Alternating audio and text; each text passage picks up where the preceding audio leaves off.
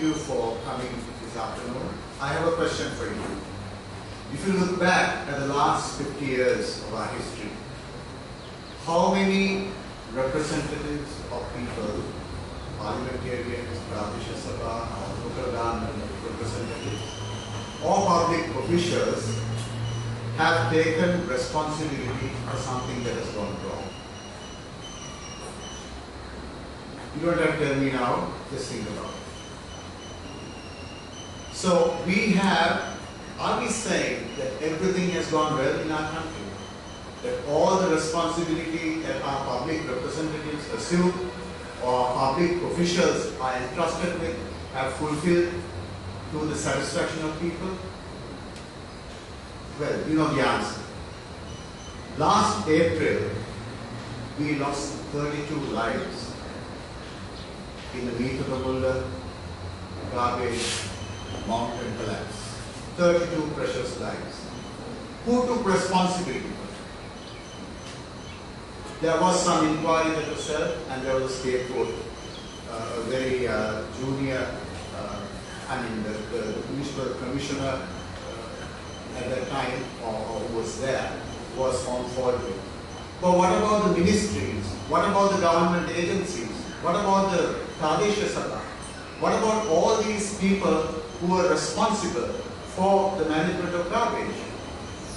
And if you ask some of the companies that were active in this space, they will tell you they have been struggling to get approvals for many projects to deal with waste sustainably, recycling, converting to energy, and all of that. All these projects never saw the light of day for many, many years. Why? Because there was a demand of bribes. And if those bribes were paid, those projects would not have become viable. So who's responsible? Who took responsibility?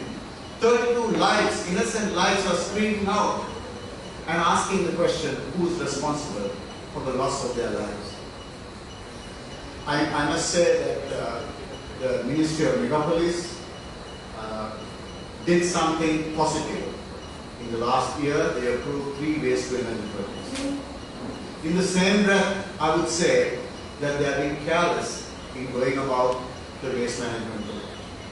One thing that they have started work on is a landfill in the Puttalam district in a place called Arvatkambi, which is a limestone quarry.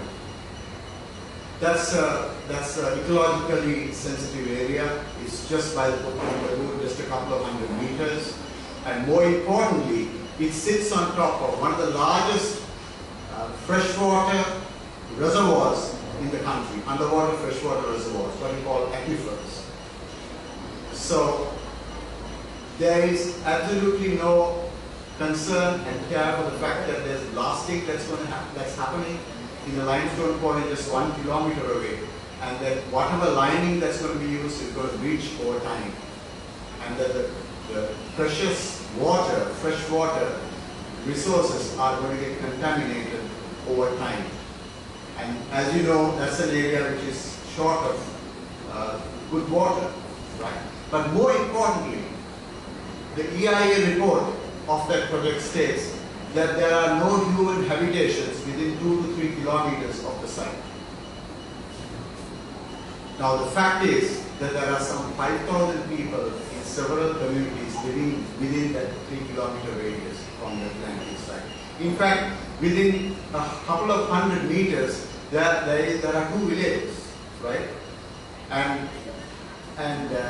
So the CEA has approved the EIA with this false information, and there aren't adequate precautions that are taken.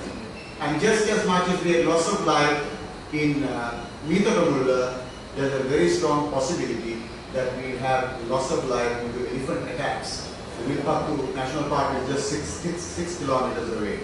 They will be attracted by the garbage and they will start attacking villages. Well, if you step back, there have been so many other environmental disasters in the country. The Umayo oil project, the Narichole project.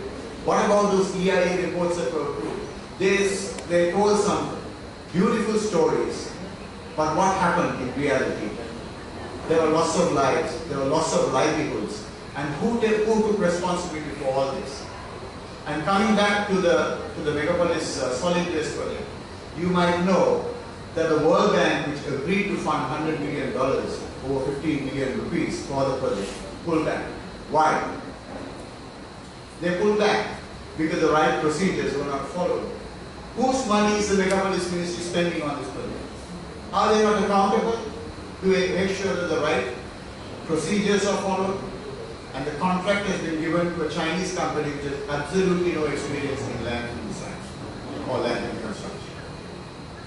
So that is only one example. So we are really saying that we as citizens have been very content going to the polling booth, polling, and then 5 years later we go back to the polling booth and poll again to give our feedback, whether we approve of the government or whether we disapprove of the government.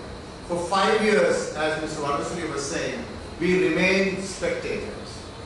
So we have 20 million spectators in our country, and the time has come for spectators to walk up and volunteer to be watchmen for the nation. We need to watch the people whom we elect. We need to watch the people we appoint to positions of authority to manage and steward the affairs of the country. So Rata Surakimu is all about you and me. It's all about us, and all about our being watchful and ensuring that we protect the nation for our generation and for generations